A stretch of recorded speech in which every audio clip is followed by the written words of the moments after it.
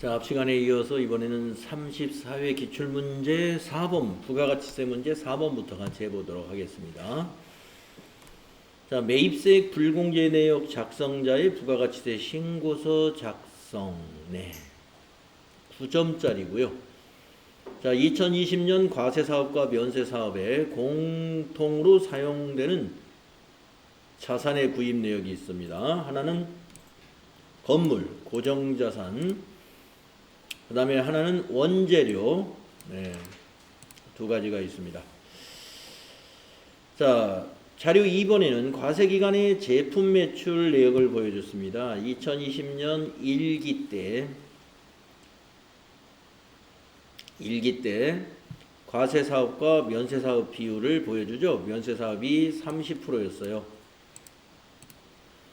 10억 원 중에 3억 원이 면세사업이었습니다. 2기 때는 면세 비율이 50%였습니다.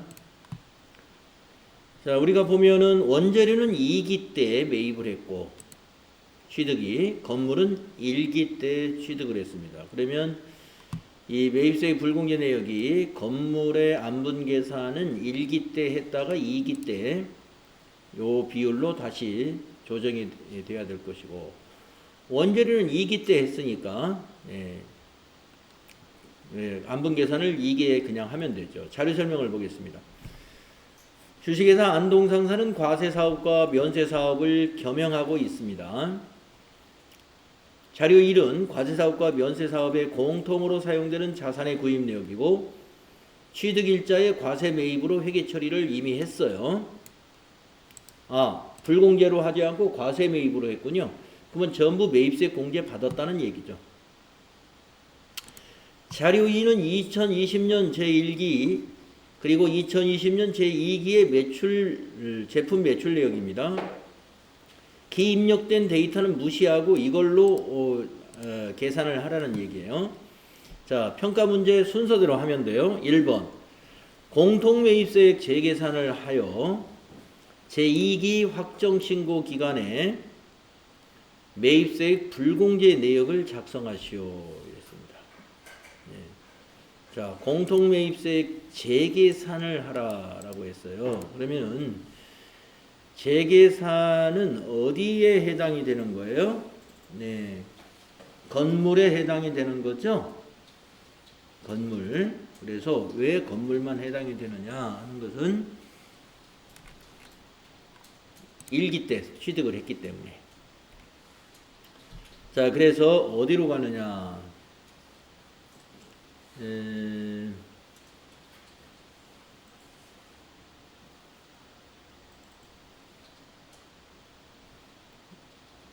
매입세 불공제 내역이라는 부속서류를 찾아가야 되죠. 그래서 전체 메뉴에 가셔가지고 부가가치세 1번에 보시면은 매입세의 불공제 내역, 여기 있습니다. 들어가셔서 기간을 어떻게 입력해야 되죠? 10월부터 12월로 입력해야 되죠. 10월부터 12월로. 네. 그러신 다음에 여기에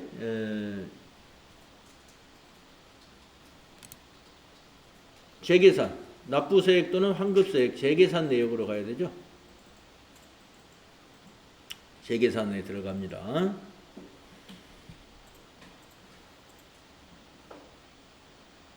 재계산에 들어가시고 여기에 계산식에서 밑에 보시면은 메시지에 건물과 구축물, 2번은 기타 감가상각자산이 있는데 우리는 지금 건물에 해당이 되니까 1번 선택하시면 되겠습니다. 계산식은 1번. 자, 9번은 엔터로 지나가시고 해당 재화의 매입세액은 얼마냐? 건물에 대한 매입세액이 얼마죠? 모두? 네, 여기 부가세 8천만 원 이걸 입력을 하셔야 돼요. 80 플러스 엔터. 자, 체감률이라는 게 나오는데 건물은 1과세기간당 5%씩 체감합니다. 그래서 1년에 10%. 그래서 건물의 재계산은 10년간 가능하다 그랬죠. 네, 여기는 그래서 1번이 되겠습니다. 1번 100분의 5. 자, 경과된 과세기간 수는 우리가 1기 때 이걸 매입을 했습니다. 그쵸? 네. 아, 이게 몇 년도입니까? 아, 그렇죠. 2020년도가 아니네요.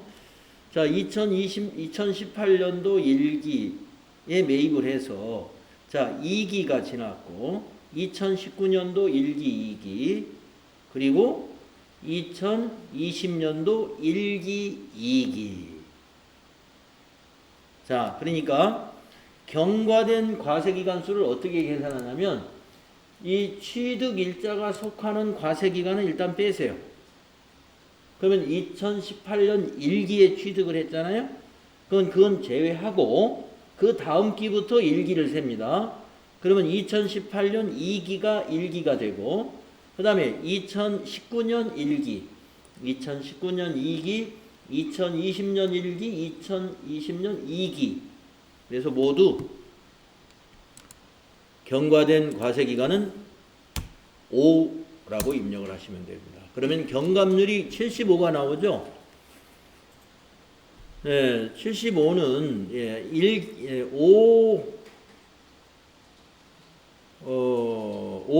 25%가 경감이 됐기 때문에 남은 게 75%라는 얘기입니다. 네, 여기 75는.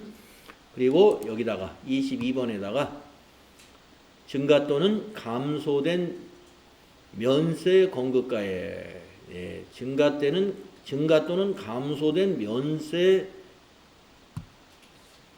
공급가액이 몇 프로 감소했느냐 또는 몇 프로 증가했느냐 하는 얘기입니다.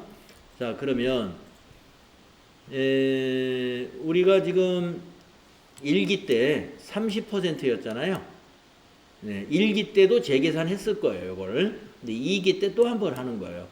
변동이 없으면 재계산을 안 하는데 5% 미만 변동이 있으면 재계산 안 하죠. 근데 20% 변동이 일어났죠. 그래서 거기다가 20을 입력을 해주면 되는 거죠. 예, 20%의 변동이 일어났다. 그러면 23번에 가산 또는 공제되는 매입세액이 1200만 원이라고 여기 산출이 됩니다. 예, 산출이 되죠. 그러면 여기 1200만 원을 우리가 이제 여기까지로서 이제 문제 하나가 끝났어요. 예, 1200만 원이 있다는 거 여러분 알고 계시고 저장 단추 눌러 놓습니다. 예. 자, 그러면 매입세액 불공제 내역에서 건물에 대한 재계산을 해냈습니다. 자, 그러면 평가 문제 2번을 보시면 제2기 부가가치세 확정신고서에 공통매입세액 재계산 결과를 반영하시오. 그러면 부가가치세 확정신고서에 공통매입세액 재계산, 부가가치세 확정신고서를 조회하면 되겠죠. 네. 그래서 10월부터 12월 날짜로 부가가치세 확정신고, 부가가치세 신고서를 조회하겠습니다. 자, 기간은 10월 1일부터 12월 31일로 조회하시면 저장된 내용을 불러오면 안 되겠죠. 새로 작성해야 되니까 아니요 하셔야 다시 작성이 되고요. 지금 매입세액 불공제 내역에 공제받지 못할 매입세액에 여기를 클릭을 해보시면 여기 역추적에 매입세액 불공제 재계산이라고 하는 곳에 여기 1200만 원이 불공제 내역에 포함된 것을 우리가 알 수가 있습니다. 1200만 원이 포함됐다. 네, 역추적에서 우리 확인할 수 있죠. 자, 그 다음에 지금 2번 작업을 끝냈죠. 예, 그래서 부가가치세 확정신고서에 반영을 했고, 그 다음에 3번 문제. 공통매입세액 재계산 관련 회계 처리를 일반전표 입력에 12월 31일자로 입력해야 하라는 거죠. 자, 그러면 이건 어떻게 해야 돼요? 불공제니까 부가세 대급금을 줄여주고, 지금 우리가 건물이었잖아요. 부가세 대급금을 줄여야 공제 금액이 줄어드는 거고, 대신에 요 1200만 원만큼을 건물의 취득원가에 포함시켜야 됩니다. 그거를 일반 전표에 12월 31일자로 회계 처리하라 이런 얘기죠. 자, 그래서 차변에 건물 취득원가에 포함을 해요. 공제받을 수 없는 만큼을 202번 건물에다가 1200만 원이었죠? 대변은 부가세 대급금에서 부가세 대급금 대변에 적어가지고 마이너스를 시켜주는 거예요. 자산 증가, 자산 감소인 거래죠. 부가세 대급금을 건물로 대체하는 이러한 회계 처리를 해라 하는 겁니다. 네. 자, 이렇게 평가 문제 1번, 2번, 3번을 순서대로 하시면 됩니다. 그러면 여러분이 이게 지금 문제가 재계산 문제였죠. 재계산. 근데 왜 원재료는 하지 않았느냐? 원재료는 재계산을 하는 자산이 아닙니다. 재계산을 하는 것은 감가상각 자산에 대해서 재계산을 하는 것이기 때문에 여기서 원재료는 해당되지 않는다 하는 얘기입니다.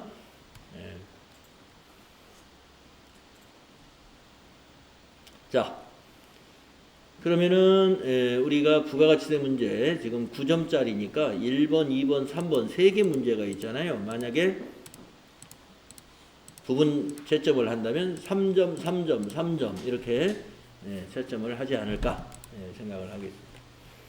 자, 다음은 결산 문제 보도록 하겠습니다. 자, 결산 자료를 참고로 결산을 수행하시오 이랬습니다. 가계적 및 유동성 대체 수동 결산 문제는 가계적 및 유동성 대체에서 나왔는데 자료 설명을 보면은 2020년 기말 현재 장기 차입금이 은행별로 이렇게 된다는 거죠. 장기 차입금에 대한 결산 정리 분계를 일반 전표에 하라는 거죠. 유동성 대체를 하라는 거죠.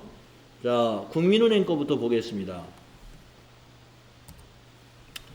국민은행은 상환일이 내년 6월입니다. 원금 일시상환 이거 대체해야 되겠네요. 유동성 장기부채로. 그렇죠? 다음 신한은행 이거는 2022년 6월이니까 1년 6개월 남았죠? 이건 해당이 없다. 다음 기업은행 거 5천만 원 상환이 2025년인데 비고가 좀 특이합니다. 내년부터 5년간 매 연도 말 균등 분할을 계획하고 있어요. 그러면 내년부터 5년간이니까 균등 분할이면 내년부터 1,000만 원씩 한다는 거죠. 그러면 이 중에서 1,000만 원만 유동성 대체 분계가 필요하다는 얘기입니다. 1,000만 원만. 자, 그래서 국민은행 거 3,000만 원과 기업은행 거 1,000만 원에 대해서 유동성 대체 분계를 한다. 네, 그래서 일반 전표를 가지고 12월 31일자로 입력을 해야 되겠습니다. 자, 일반 전표 12월 31일자 입력된 거 하나 있네요.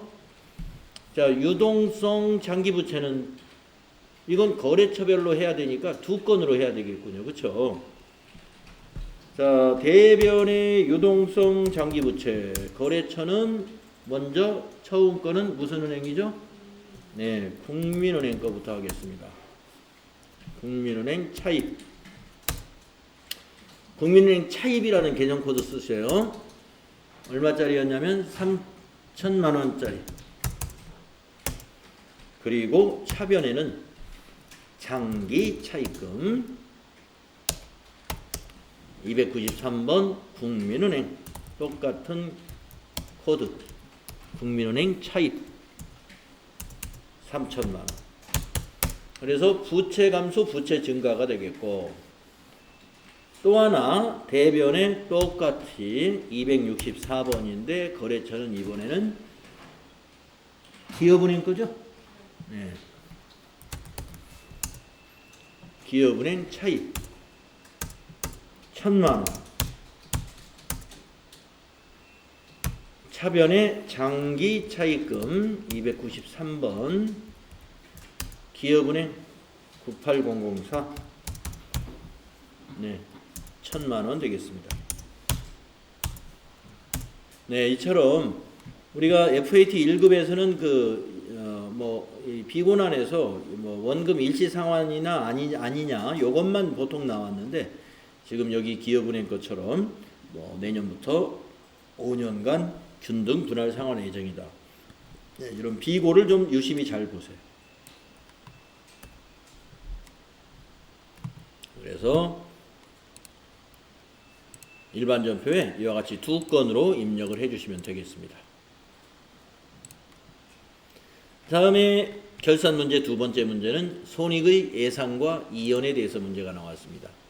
자료 설명. 12월 31일 현재 합계전액 시산표에서 확인되는 선급 비용은 전액 공장 화재보험료이다. 네, 선급 비용이 전부 화재보험료. 당사는 10월 1일 공장 화재보험에 가입을 하였고 1년분 보험료 240만 원을 선납했습니다. 보험료의 기간 경과액을 계산해서 결산 정리 분계를 하라는 거예요. 월알로 계산해라. 그러니까 10월 1일 날 화재보험에 가입했으면 단기분은 10, 11, 12, 3개월치는 단기분이니까 전부 다 선급 비용이 아니다, 이런 얘기죠. 네, 그래서 일단은 12월 31일 현재 합계전액시산표에 있는 선급 비용이 얼마인가를 확인해야 됩니다.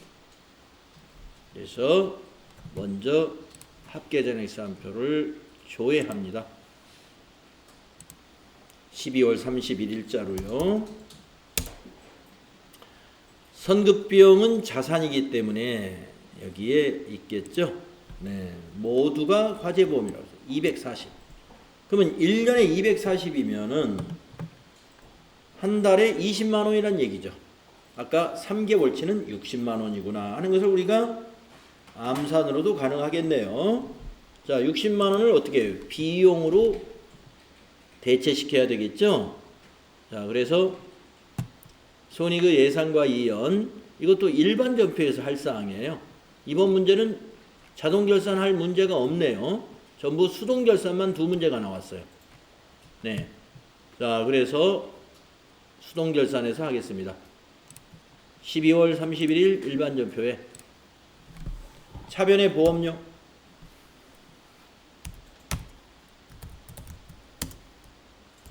자, 이 보험이 800번대 보험이냐 500번대냐 봐야 됩니다. 공장의 화재보험료라는 거예요. 여기 공장. 그래서 500번대 보험료로 해야 된다는 거 여러분 521번 써야 됩니다. 60만 원. 대변은 선급비용에서 빼줘요. 선급비용 133번 60만 원. 이렇게 해주시면 되겠습니다. 아까 합계전액시산표에서 여기 240만 원을 12달로 나누시면 돼요. 그러면 월 20만 원이고 10월 1일 날 보험에 가입했기 때문에 경과된 기간수는 3개월입니다. 그래서 이 문제에서 말했던 대로 기간 경과액을 결산정리분기에 보험료로 비용 처리하면 됩니다. 그리고 10월 1일 날 가입할 때 선급비용 자산으로 처리했기 때문에 결산 때는 대변에 선급비용 60만 원이 되는 거죠. 차변에는 보험료 60만 원. 자, 자, 이렇게 해서 결산 문제 2개 8점 해결했고요. 다음에 큰 번호 문제 4번의 첫 번째 근로소득 관리 문제 25. 자, 근로소득 관리 문제가 모두 25점인데 첫 번째 문제는 가족관계 증명서를 보고 사원 등록을 하라. 8점. 자, 가족관계에 본인 김경순이 있고요. 부모가 있습니다. 44년, 47년. 자녀가 둘이 있습니다. 네, 김경순 씨가 여자분인데 배우자는 안 보여요. 네, 자녀가 있습니다. 일단은 배우자의 어떤 특이사항이 없으면 일단 한부모라는 걸 우리가 알 수가 있고요. 자료 2에 김진구의 사망신고서가 있네요. 자, 사망일자가 2020년 9월 9일입니다. 그러면 한부모가 아닙니다. 네. 사망일 전 상태로 해서 배우자 기본공제로 집어넣으면 됩니다. 네. 아빠입니까? 김진구 씨가 아빠군요. 네네. 제가 잘못 봤네. 자, 그러면, 예, 배우자가 아니고 아버님이군요. 자, 이 아버님은, 예, 부양가족의, 기본공제 대상자가 된다 이거죠. 그래서 기본공제 받고 또 70세 이상이니까, 네, 추가공제도 해당이 된다. 네. 배우자가 아니었군요. 자, 자료 설명을 보고 이 문제는 사원 등록을 해야 돼요. 자, 2020년 1월 11일 입사한 사무직 김경순의 가족증명이고요. 근로소득 금액이 2,880만 원입니다. 또 김진구는 당해 연도에 사망을 했으나 일용근로소득이 있는데 일용근로소득은 소득이 없는 걸로 보는 거예요.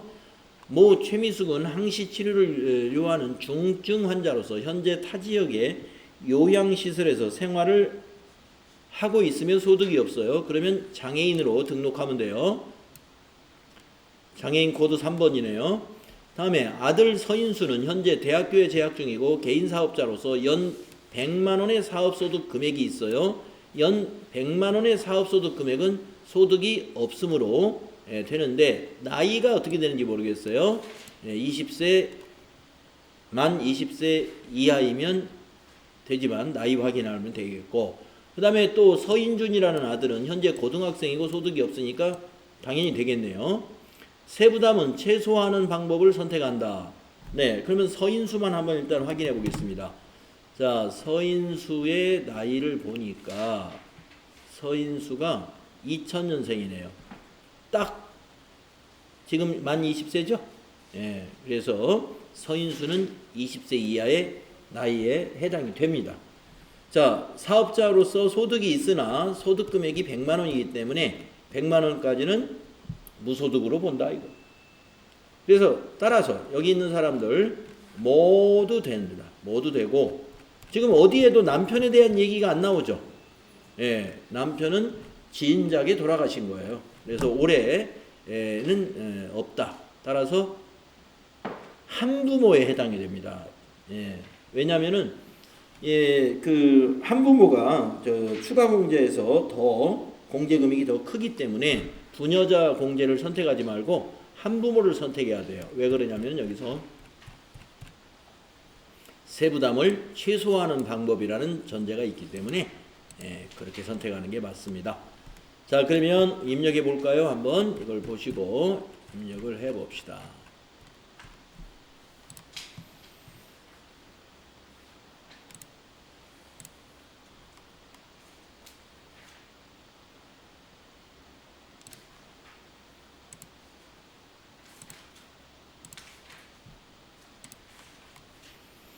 자, 인사급여에 가서 사원 등록에 가가지고 김경순을 선택하시고 여기다가 본인을 먼저 한부모에 클릭을 한 다음에 1번 입력해 주세요. 한부모 1번. 자, 그 다음에 두 번째 줄에다가 이제 김진구 부친부터 입력하겠습니다. 김진구는 연말정산 관계가 소득자의 직계 존속이죠. 소득자의 직계 존속에서 1번. 자, 60세 이상에 해당이 되고요. 지나가셔서 성명에다가 김진구 입력하시고 이 사람의 주민번호를 넣어줍니다. 440-4905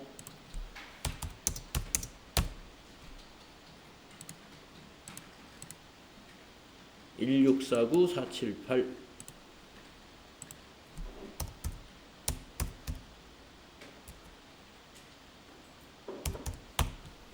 네, 자, 두 번째 모친 입력해야 되죠. 네, 최미숙 60세 이상. 자, 직계 소득자의 직계 존속 60세 이상. 그런데 아까 장애가 뭐라고 나왔었죠? 자, 모친에 대한 거 아까 자료 설명해 보면요. 모 최미숙은 항시 치료를 요하는 중증 환자라고 그랬습니다. 그래서 모친을 어떻게 입력하시느냐? 여기를 장애를 여기 보면 3번에 항시 치료를 요하는 중증 환자, 여기 밑에 메시지가 3번 나와 있죠. 그리고 지나가서 여기다가 이름을 입력하시고 최미숙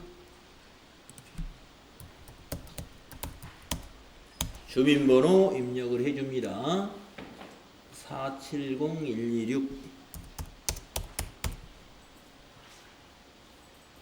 2에 하나 둘 셋 넷 다섯 5. 네. 그 다음에 자녀 입력할 차례죠. 자, 자녀는 직계 비속 20세 이하, 직계 비속 4번에 20세 이하. 지나가서 첫 번째 아들 서민수 주민번호 000305 312 3115 또 4번 직계 비속의 20세 이하 서민준 내국인 01 1123 3070799 네. 자, 한번 점검해 보세요. 우리가 잘못한 것이 없는가?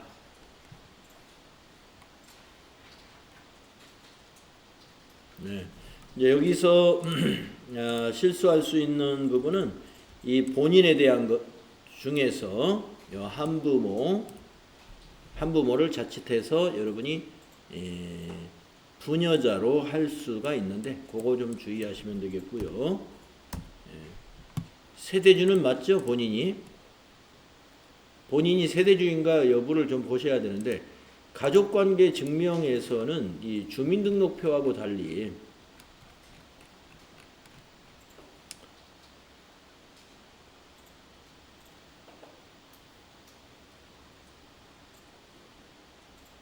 세대주 여부가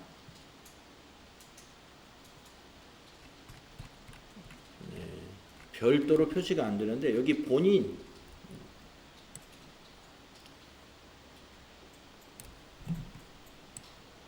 이분이 세대주라는 걸 우리가 알 수 있죠. 자, 그래서 이렇게 입력하면 우리 8점 사원 등록 마치겠습니다.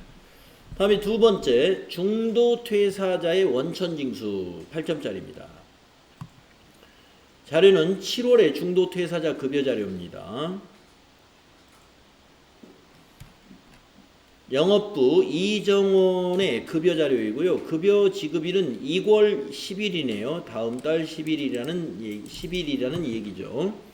영업부 이정원 사원은 2020년 7월 31일에 퇴직했습니다. 중도 퇴사자 정산 시 기등록되어 있는 자료 이외의 공제는 없는 것으로 하고, 자, 평가 문제 차례대로 하시면 되죠. 퇴사일을 입력해라. 자, 사원 등록에 이정원을 찾아보세요. 두 번째 사원입니다. 퇴사 연월일을 여기다가 입력을 하는 거죠. 20번에다가. 네, 2020 며칠 날 퇴사했어요? 7월 31일 0731. 사원 등록에서 할 일은 이거예요. 그리고 닫아주시면 됩니다.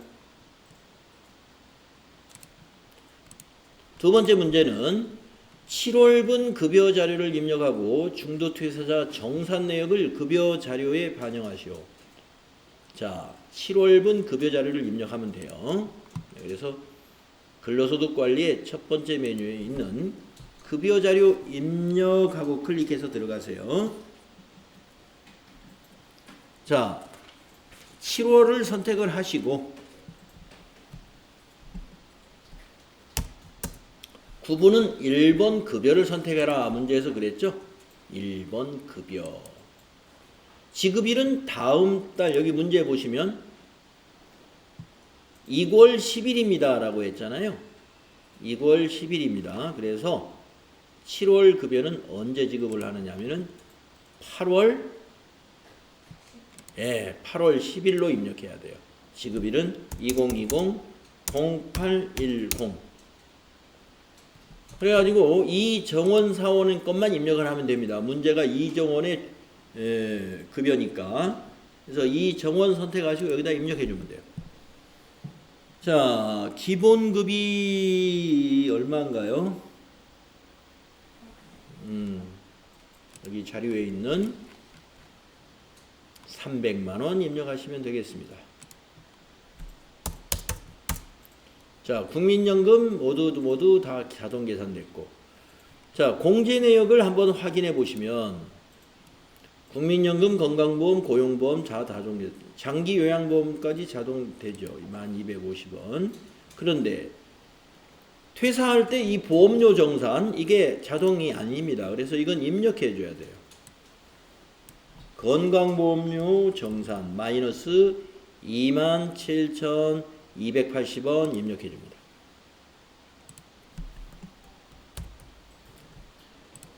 그 다음 장기요양보험료 정산에 마이너스 2,310원 입력해 줍니다. 이렇게 이건 수기로 입력을 해야 됩니다. 그러면 연말정산창이 자동으로 떴죠. 네, 거기서 밑에 반영을 눌러주시면 돼요.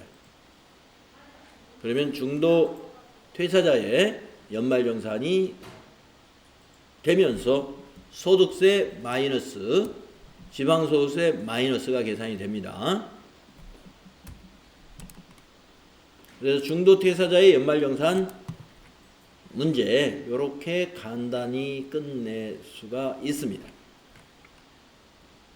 그래서 지금 3번 3번 하나 남았죠? 7월 귀속분에 대한 원천징수 이행상황 신고서를 작성하라. 조정대상 환급액은 이걸로 2월 하기로 한다. 밑에서 이제 2월 안에 자동 입력되어 있을 겁니다. 자, 한번 보도록 하죠. 자, 그러면 전체 메뉴 가셔가지고 이것은 저장해서 닫으시면 돼요. 급여자료 입력은 닫아주시면 되고, 원천징수 이행상황 신고서가 어디 있어요? 근로소득관리의 맨 밑에 있죠. 네, 클릭하시고 귀속은 7월입니다. 7 엔터, 또 뒷칸에도 7 엔터. 그런데 지급기간은 8월로 해야 됩니다. 7월 급여를 이 회사는 8월에 주기 때문에 지급기간은 8월. 뒷칸도 8월. 엔터 치시고, 퇴사자가 있었기 때문에 여기 소득세가 마이너스 345,270원이 떴고요. 환급은 차월로 2월 한다고 했는데 여기에 반영이 됐죠. 20번에. 차월 2월 환급액 이대로 두시면 돼요. 그래서 이걸 저장해 두시면 되는 겁니다. 여기 상단에 있는 저장 단추 누르면 자료를 저장하시겠습니까? 하고 물어보죠. 이해하시면 돼요. 그리고서 닫아주시면 이 문제가 완성이 되는 것입니다. 그래서 8점짜리 중도 퇴사자의 원천징수 평가 문제 3개를 차례대로 수행을 잘 하셨어요. 자, 그러면 우리 또 쉬었다가 여기서 끊었다가 다음에 연말정산 9점짜리 해보도록 하겠습니다.